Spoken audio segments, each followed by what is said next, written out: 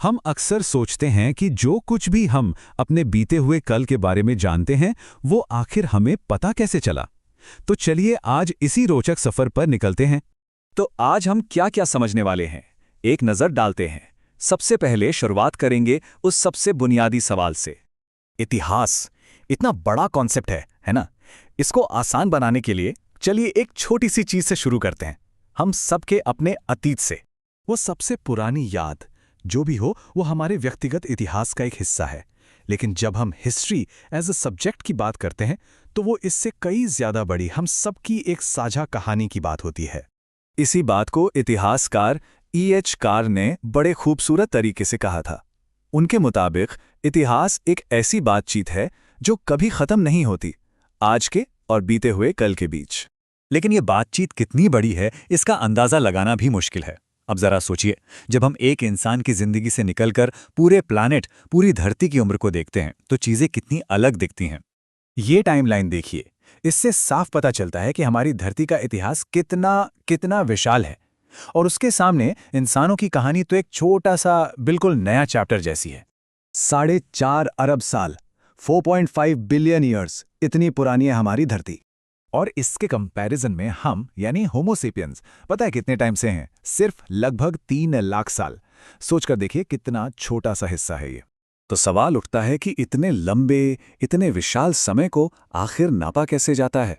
इसके लिए एक मैप की जरूरत पड़ती है, और वो मैप है टाइम को मेजर करने का तरीका। जो सिस्टम सबसे ज्यादा इस्तेमाल होता है वो है ग्रेगोरियन कैलेंडर। ये इतिहास को 2 मेन हिस्सों में बांट देता है, सामान्य संवत से पहले यानी BCE और सामान्य संवत यानी CE। इससे होता यह है कि हमें सभी घटनाओं को एक सीक्वेंस में रखने में आसानी हो जाती है। जैसे इस टाइमलाइन में देखिए, इससे बिल्कुल साफ हो जाता है कि ये सिस्टम काम कैसे करता है।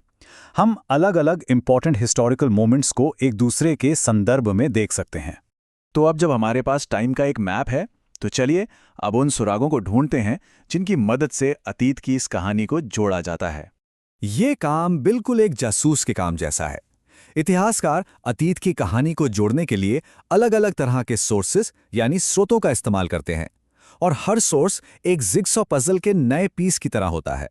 सबसे पहली कैटेगरी है आर्कियोलॉजिकल सोर्सेस यानी पुरातात्विक स्रोत। आसान भाषा में कहें तो ये वो चीजें हैं जो हमारे पूर्वज पीछे छोड़ गए, ऐसी चीजें जिन्हें हम आज भी देख सकते हैं, छू सकते हैं। आर्कियोलॉजिस्ट जमीन के नीचे से क्या क्या नहीं निकालते, छोटे छोटे औजारों से लेकर पूरे के पूरे शहर तक। और यही चीजें, ये आर्टिफैक्ट्स हमें उस दौर की जिंदगी में झांकने का एक सीधा मौका देती हैं। फिजिकल चीजों के बाद आते हैं लिटरेरी सोर्सेज यानी साहित्यिक स्रोत। ये हैं अतीत के लिखे हुए शब्द, उनके विचार, उनकी कहानियां। इनमें सब कुछ आ जाता है, पांडुलिपियों से लेकर उस दौर के रिकॉर्ड्स, कविताएं, नाटक, सब कुछ। और इन्हीं से हमें उस समय के लोगों के विश्वास, वहाँ क्या घटनाएं हो रही थीं और उनकी रोजमर्रा की जिंदगी के बारे में बेहद कीमती जानकारी मिलती है। तो ये सब अलग अलग सुराग तो मिल गए, आर्कियोलॉजिकल, लिटरेरी। लेकिन इन सब टुकड़ों को जोड़कर एक पूरी कहानी कौन बनाता है? चलिए अब मिलते हैं उन एक्सपर्ट से जो इन हिस्टोरिकल पजल्स को सॉल्व करते हैं। ये कोई एक इंसान का काम नहीं है, बल्कि एक पूरी टीम इसमें शामिल होती है। शुरुआत होती है जियोलॉजिस्ट से। ये वो एक्सपर्ट्स हैं जो हमारी धरती का इतिहास पढ़ते हैं, वो इतिहास जो पत्थरों और मिट्टी की परतों में लिखा हुआ है। जियोलॉजिस्ट के बाद आते हैं आर्कियोलॉजिस्ट और एंथ्रोपोलॉजिस्ट। इनका फोकस खास तौर पर इंसानी कहानी पर होता है। ये जमीन से चीजें निकालते हैं और उन समाजों को समझने की कोशिश करते हैं जिन्होंने ये सब बनाया था। और सबसे आखिर में आते हैं हिस्टोरियंस यानी इतिहासकार। ये मास्टर स्टोरी टेलर्स की तरह होते हैं। ये अलग अलग फील्ड से मिली सारी जानकारी का एनालिसिस करते हैं और उससे वो कहानियां बनाते हैं जो हम सब किताबों में पढ़ते हैं। तो इतनी मेहनत, इतनी रिसर्च आखिर क्यों?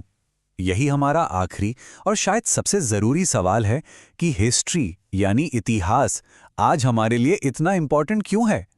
क्योंकि इतिहास ही हमें बताता है कि हम आज जहां खड़े हैं वहां तक कैसे पहुंचे। ये हमारे प्रेजेंट को एक कॉन्टेक्स्ट देता है। अपने अतीत को समझे बिना हम अपने आज को पूरी तरह से नहीं समझ सकते। जैसा कि हमने शुरू में कहा था, ये अतीत और वर्तमान के बीच एक ऐसी बातचीत है जो हमेशा चलती रहेगी।